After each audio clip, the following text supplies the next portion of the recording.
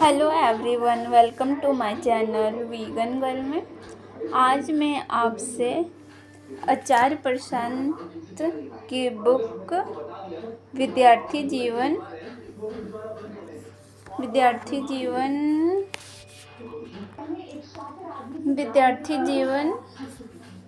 Book का सबसे पहला चैप्टर डर बहुत लगता है, इस चैप्टर को मैं पढ़ के आपके साथ शेयर कर रही हूँ। प्रश्नकर्ता: आचार्य जी, हम लोग कुछ भी करने बैठे, जैसे पढ़ने बैठे, योग करें, मेडिटेशन करें, यहाँ तक कि जब मैं आपसे ये सवाल भी पूछ रहा हूँ तो ये सवाल पूछते हुए भी मेरे दिमाग में कुछ और चल रहा है। तो प्रश्न ये है कि मन को नियंत्रित कैसे किया जा सकता है और कैसे उसे एक समय पर एक चीज़ में लगाया जा सकता है।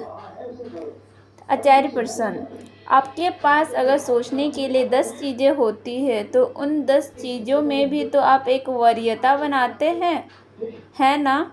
एक हायरार्की, वरीयता क्रम बनाते हैं ना? ठीक है, हो सकता है आपको वो ना पता हो जो पूरी तरीके से पाने लायक हो, पूरे तरीके से सोचने लायक हो, जो पूर्णतया उच्चतम हो सकता है वो आपको ना पता हो, पर आपको कुछ तो पता है ना। हम में से हर एक को कुछ 10 बातें पता है और ये 10 बातें विचार के मुद्दे बनते हैं। कभी ना कभी हम कभी एक चीज़ के बारे में सोच रहे होते हैं, कभी दूसरी चीज़ के बारे में, कभी तीसरी, कभी चौथी, है ना?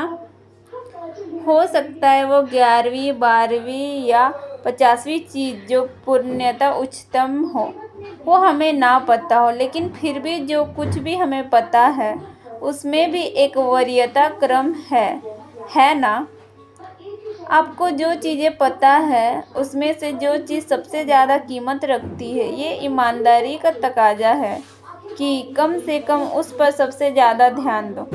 मान लो कि पूर्ण की कीमत 100 है, वैसे पूर्ण की कीमत 100 होती नहीं, पूर्ण की कोई कीमत होती नहीं, पर हम मान लेते हैं कि जो सबसे ऊंची चीज़ हो सकती है ज़िंदगी में करने लायक, उसकी कीमत 100 है, 100 यूनिट्स की।